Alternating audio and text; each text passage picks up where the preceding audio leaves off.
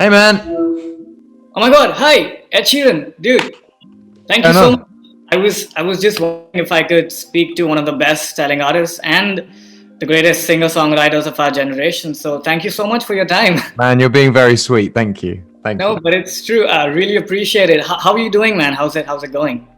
It's good. Yeah, I'm feeling nervous, but energized and excited. The teaser to Bad Habit, like the Joker meets like a vampire thing happening. Yeah, yeah, yeah. Do you want to tell us what's going on there? Well, I think the concept of the song is basically when the sun goes down, bad habits come out, and in my mind that works with vampires. So I wanted to do a vampire video, and I got dressed up flamboyantly for it. I liked it. That was a nice Easter egg, actually. Yeah. But and even sonically, when I think about it, right, the last we got from you was Afterglow, and even on Number Six Collaborations project, we heard like a different side of you. So me as a fan, I'm very curious to know. Is that like a pattern we're sensing? You're trying different sounds, or do you just take it as it comes to you? Yeah, I mean, like my default is always acoustic love songs. I think that's what my bread and butter, and that's what always the album is going to fall back on. But like, I never want to be safe. I always want to try different things. Like, I want to go through my career and be like, oh, like at the peak of my career, I did this kind of song, and I took a risk with this kind of song, and it paid off. And I took a risk with this kind of song, and it failed. I don't want to just be like, I wrote acoustic love songs for my whole life, and that was it. It gets boring for me. It gets boring for you.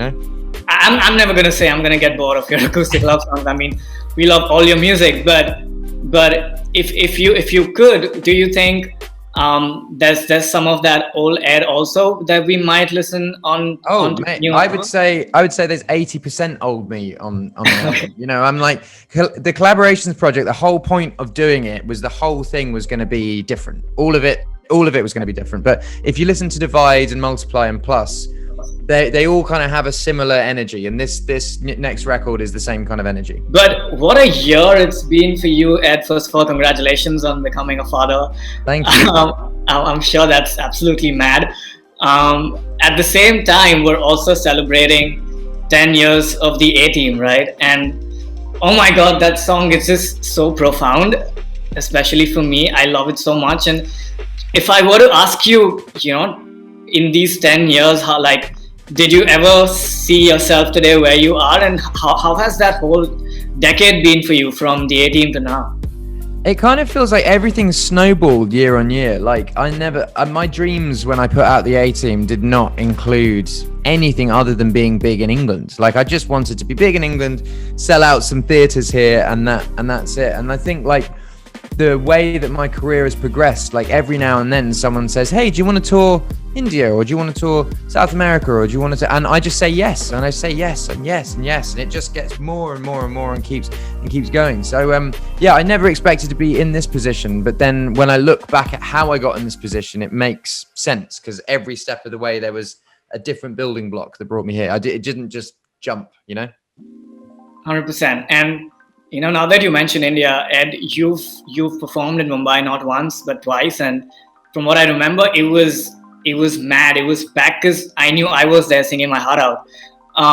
So, do you have any sort of like fond memories of your time in India, or something that you're absolutely looking forward to for the next time you're here?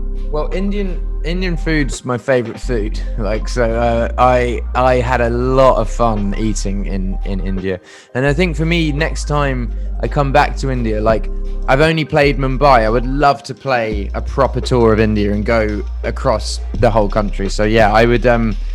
That's kind of in the hands of the promoters. I'll let them sort that. But for me, yeah, if I come back, I obviously love to play Mumbai again, but also I'd love to do Delhi and wherever. Other places, yeah, for sure. Yeah. But when you say you love the food, can you handle the spice? Of course, yeah. Although I did, do you know the show? Do you know the show Hot Ones?